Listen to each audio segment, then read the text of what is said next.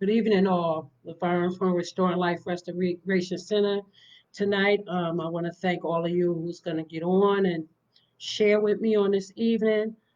I pray that all is well in the storms that's going on down here in Delaware. We did get some storms. Wasn't too bad.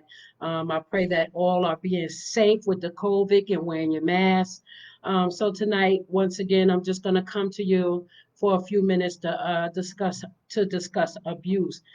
Tonight, I'm going to talk about that seven signs that your partner may be an abuser. And if any of these pertain to you that I'm talking about, I suggest you rethink your relationship and get out like your life depends on it.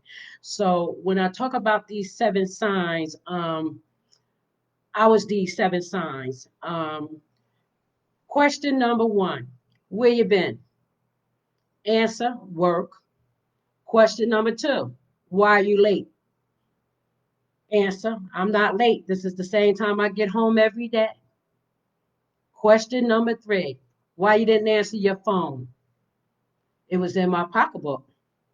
Question number four, why are you changing your style of dressing? Answer, I'm not. I gained weight and I needed new clothes. Question number five, who are you on the phone with? Answer, my mother. Number six, they don't want you to have any friends. Number seven, they don't want you to have any communication with your family member. Those are seven signs that when you've been with someone and you've been with them for a long time and nothing in your life have changed, and then you can answer the same questions that they've been asking you every day. That's a sign of aggression. Then that turns into physical abuse. I'm going to give you an example of them not wanting you to communicate with family members. And when I talk about these seven signs were also me. So when I give you these, I went through this also. So my husband, he didn't never like one of my sisters. They were always at it. They were always bickering. He didn't want her to call our house. And when she would call, that was literally a physical fight between me and him. I used to ask my sister just for the sake of my peace and that me and him didn't argue and fight, not to call me, that I would call her. Anytime she would call that phone, the fight was on. He didn't care. I could be on the phone. He would knock that phone out my hand and we would literally go into fist fighting. So when I give you the seven signs, just take a look at your life and see if any of these pertain to you. And if it do, you need to rethink your relationship. So I want to discuss now those who are willing, who want to get out and who want to leave, but fear keeps them there. People who want to leave and will talk about it, but won't leave because of fear. I was I was counseling a client one time, and I must have counseled her for a couple of weeks.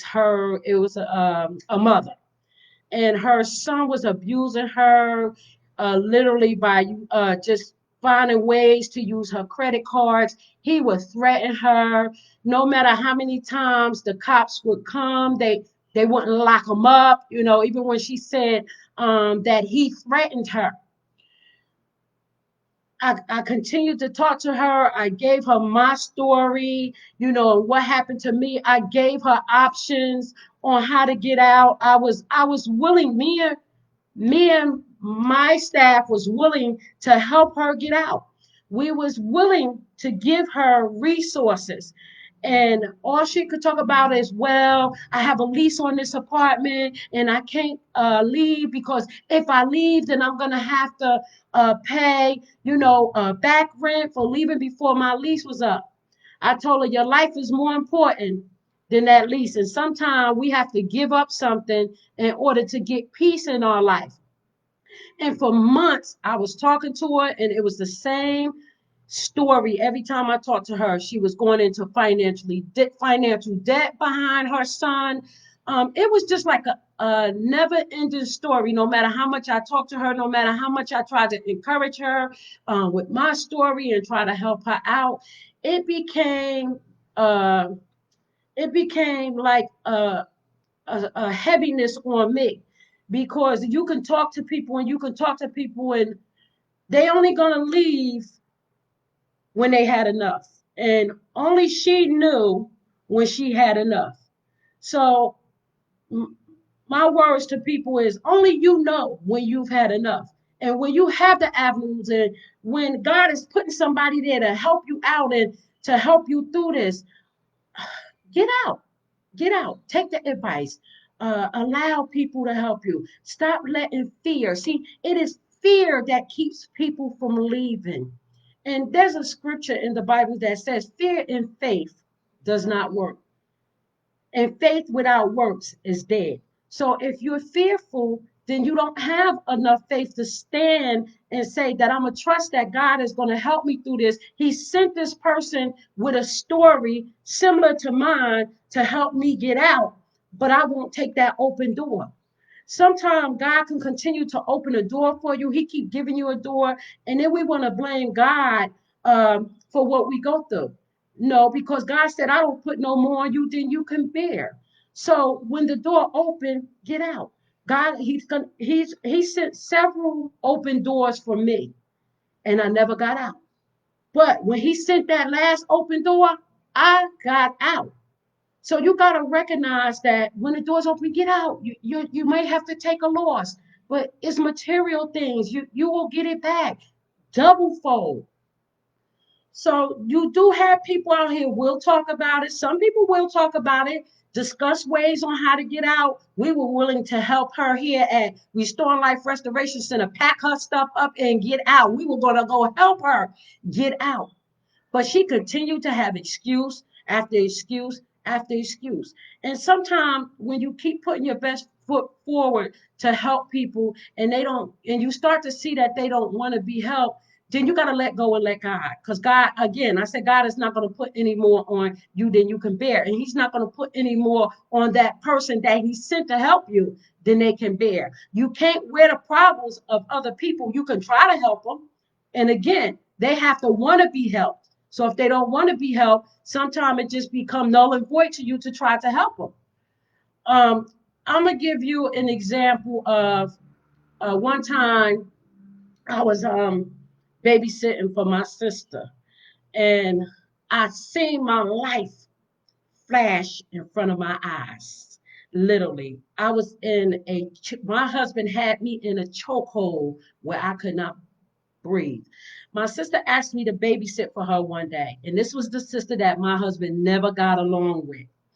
And I had to run to the store, and he said to me, "If she come, I'm not letting her in, and I'm not babysitting. So you better hurry up and come back, because if you don't hurry up and come back, they're going to be standing outside." Lo and behold, I got there right as they came. They were, I say, they was about, let me see, they might have been about 10 years old when I babysitted them. My husband was so angry with me for babysitting my sister kids. He had no care in the world that he was literally fighting me while the kids were in the other room. Literally, he had me in a closet on the floor with his hands around my neck in a chokehold. I could not breathe. That night, I seen my life flash in front of my eyes. But guess what? I didn't leave. I still stayed. He left, but guess what? He came back. So when do we say to ourselves, I keep seeing my life flash in front of my eyes, and I keep allowing this man to mentally, emotionally, and physically abuse me? You have to get to some point in your life where you don't want to be taken out. Now, once again, last week I told you about a friend that I had that owned a funeral home in Elizabeth, New Jersey. I got her name wrong, and I called up and I apologized. Her name is Reverend Yvonne Larkin Smith. and she owns the Smith Funeral Home in Elizabeth. And as many times as she told me how many women she buried from being abused, broke my heart. But all I could say at that point, Lord, I thank you that you allowed me to get out, because I could have been one of them same women that was buried and not here to tell today. So, I'm getting on every week to encourage and to give one of my survival stories. I'm not sitting here making these stories up. This is my life. This is real. And it took me 20 years to come out of what I went through, to be able to get on public and tell people my story so that I can help others, or people will hear the story. They may not call. Guess what? I might have some listeners out there that's listening to what I'm saying and, take heed to it. But I'm pretty sure it's slim to none. But if there are some out there listening, I've been there, I done it, I got out, and I'm here to try to help you out, because everything that I gave tonight or that I've been given is my own life. So you have to ask yourself these questions. The same questions that I gave to you to recognize an abuser. Are you going through these same exact things? And this person keep asking you this stuff, and you're saying to yourself, I've been with you for years. Nothing has changed. What is it that you see that changed? This is, like I said, when it becomes physical. This is when you have to recognize that I need to get out. I need to call for help. But if you don't do that, how is anyone going to know what you're going through? Again, a lot of people are not sharing. They won't even share with family members. Why? Because your abuser have already turned you against your loved ones and your parents and your sisters and brothers and your friends. So now you have turned your back on all of these people because of your abuser. Now when it's time for you to get out, nobody won't take you in. Why? Because you allowed them to turn you away from the very people who loved you more than they did. Because that is not love. And before I leave this session tonight, I just want to say that I wrote a third book, which will be out in September. And it's called The Power of Love In and Through the Eyes of God. The book pretty much discusses how God loves and how he wants us to love, what love is, what is not. So once again, I want to thank all those who come on. I want to thank all of my supporters. We here at Restoring Life Restoration Center, we are so grateful for the outpouring of support, whether it's been buying a cup, whether it's been buying a Restoring Life Restoration Center shirt, whether it's been monetary. See, the material items helps us keep our doors open. Once again, nonprofits work on their own money and looking for funding. So this is a journey when you have to look for funding, and when you have to write the government and you have to write people letters just so that you can get funding. And guess what? You may not get it because there's other entities out here. Uh, their letter may sound better than yours. So guess what? They get the funding and you don't. So once again, this is a journey. I'm not getting on here just saying anything. I'm saying this because I want to help people. It is what God gave me 20 years to do, and here I am fulfilling the prophecy that God gave me.